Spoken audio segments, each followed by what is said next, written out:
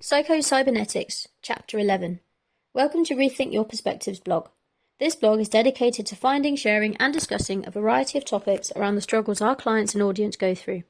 Each episode we will discuss a key concept that many humans struggle with and give you a variety of perspectives for you to see the concept through so you can find one that makes it feel easier to deal with. We hope you get some benefit from these blog posts and we would love to hear your thoughts. Don't hesitate to like, share and comment at the links. This instalment features a book which was first suggested to me in several of the Thinking into Results lessons created by Bob Proctor and Sandy Gallagher at the Proctor Gallagher Institute, as well as in many of the live calls, mentoring sessions and other videos I have been watching during my journey, and is one that I highly recommend on all of my own live sessions. As an aside, Thinking into Results is a life-altering program that opens your mind to the limitless possibilities you have within you. Using 12 lessons ranging from adjusting your self-image through leadership qualities and praxis to the knowing-doing gap, this program is designed and proven to change your life in every way, in your relationships, finances, careers, well-being, and many other areas of your life. Get in touch if you want to know more about this program. Psycho-Cybernetics is a truly revolutionary book. Considering it was first published in 1960, it's astounding to me that it has not become a key text in schools around the world, as the information contained within would make every single human a better and more productive person, not only for the good of our species, but for them as individuals as well. The book is available in most good bookshops, online and in person, and I highly recommend you get yourself a copy, especially if my write-ups resonate with you. I hope they do the book justice, but they are only small snippets. Stay tuned for my reviews over the next week or so as I repopulate and update these blog posts, which were originally written in 2022. My version of the book has space for reflection on each of the chapters, so I have included my thoughts at the bottom of each of the chapter summaries. Chapter 11. How to Unlock Your Real Personality. Chapter 11 of Psycho-Cybernetics by Maxwell Maltz is all about unlocking your real personality. Imagine your personality as a treasure chest, full of wonderful things that make you unique and special. In this chapter, Maltz teaches us how to discover and embrace our true selves. As he says, personality, that magnetic and mysterious something that's easy to recognize but difficult to define, the outward evidence of our unique or individual creative self, the free and full expression of your real self. A good personality is where the person has freed and released their inner creative potential. They express their real self. A poor or inhibited personality is where the person is a phony. They do not express their creativity, they have restrained it. They restrain, prohibit, prevent their real self from coming out. This is usually due to them being afraid to be themselves. Frustration is the only thing that can follow. Negative feedback is needed, but can inhibit personality. Negative feedback, criticism, should be used to modify future responses, not to stop responses altogether, which happens when we are too sensitive and then overcorrect or shut down completely. Excessive negative feedback leads to a complete and total inhibition of response. We decide that instead of adjusting our response, we conclude that self-expression is wrong and stop expressing altogether. Maxwell Maltz uses the example of deaf people by pointing out that they often do not speak well because they have no feedback on which to correct. They cannot hear if they are shouting, mumbling or forming words correctly, so often do not speak at all. This is the same when there is too much negative feedback. We just don't try anymore in order to avoid the criticism. Self-criticism. Self-criticism makes you do worse. Dr. E. Colin Cherry conducted an experiment with stutterers and found that when he eliminated self-criticism, the stuttering stopped. When the stutterers could not hear their own voices they spoke clearly and confidently.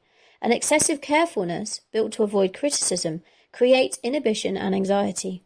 We become too anxious to make an error, so do not take the action. Purpose tremors are often a physical notification of this anxiety.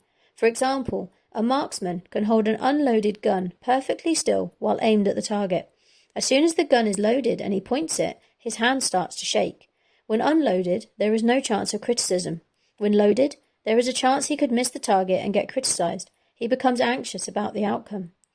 Purpose tremors are made worse when we are ashamed of them or when we try to hide them. This is portrayed perfectly through Elsa's nervous personality at the start of Disney's Frozen. Indifference is key. As Henry Ward Beecher said, I don't like these cold, precise, perfect people who, in order not to speak wrong, never speak at all, and in order not to do wrong, Never do anything. Don't worry about the outcomes.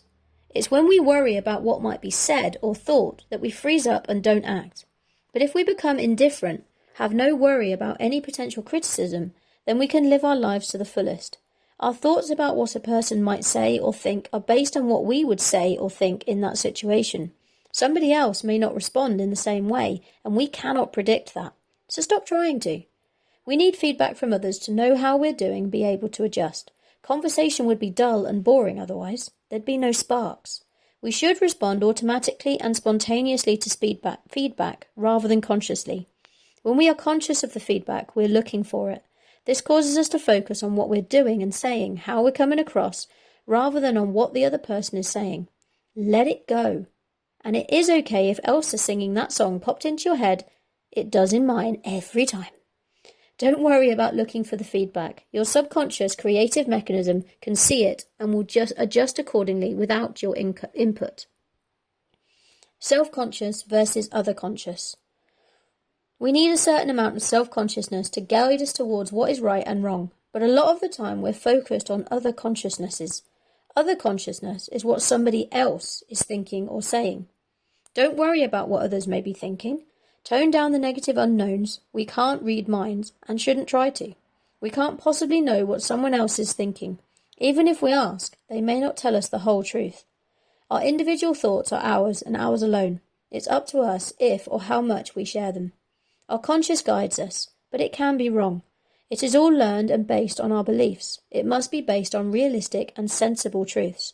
For example, if you were brought up to believe that it is sinful to wear buttons on your clothes, your conscience will bother you if you wear buttons. A child who is shut up, shamed, humiliated, or punished for speaking up and expressing themselves learns that it's wrong to express themselves or even to speak at all. If you notice your beliefs are not realistic or sensible, then you can change them. This was discussed in a previous post. You can change your beliefs to things that fit with your thoughts, ideas, and opinions about the world. Practice disinhibition to boost your personality. Disinhibition, being less careful, less concerned, less conscientious. Be indifferent, improvise, pay less attention to assumed negative feedback. We need a certain amount of inhibition, but we also need to be our true selves in order to be happy. There should be a balance and harmony between inhibition and disinhibition. How do you tell which do you need more of? The author gives these points. How to tell whether you need inhibition, need to think more of consequences before acting, and act less like a bull in a china shop. You continually get yourself into trouble due to overconfidence. You habitually rush in where angels fear to tread. Often find yourself in hot water because of impulsive, ill-considered actions. Projects backfire due to acting first and asking questions later. You can never admit you're wrong. You're a loud talker or a blabbermouth. How to tell whether you need disinhibition. So you're too careful in everything, plan too much, you need to think less of consequences before acting.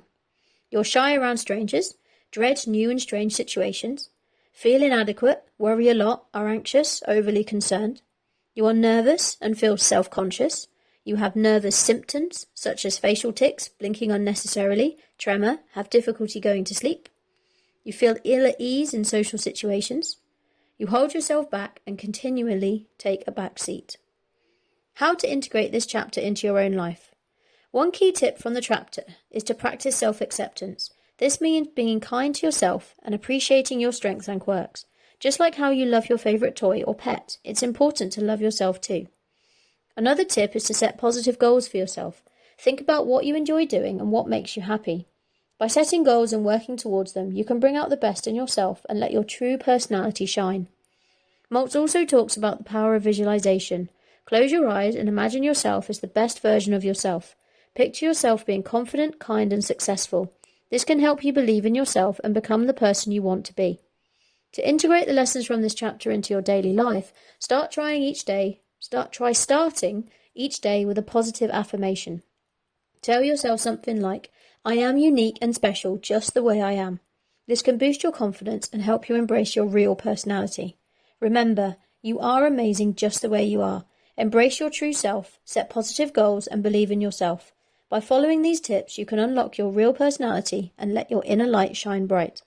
The copy of the book I have has spaces after each chapter to write and reflect on an experience from your past that is explained by the principles given in the chapter. This is what came up for me.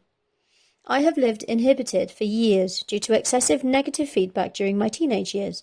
We moved from Norfolk to Yorkshire when I was 7 or 8, and the accents were very different. The bullying commenced. However, now I'm learning to shut down all thoughts of what a person might be thinking. As said above, these thoughts are based on my own judgment on what I might be thinking if I were them, but I cannot possibly see the world from their eyes as I do not have their beliefs or life experience. I am stopping my judgment of others, and this in turn is leading to me not feeling judged, which is so freeing. If I act and speak with less thinking now, I am spontaneous. I act and speak with less thinking now. I am spontaneous and open, and let my subconscious adjust my words and actions rather than consciously trying to spot feedback. What do you think? Does this resonate with you? Drop a comment below to share your thoughts. Please send me a message if you want to discuss any part of this chapter or any others. Could your personality do with a boost? I look forward to hearing from you. To your success, Jaiye. Rethink your perspective. And don't forget about the upcoming Science of Getting Rich Summit on June 19th to 21st. Check out the blog or the description below this podcast to find out the links and have a look. It might just be worth your while.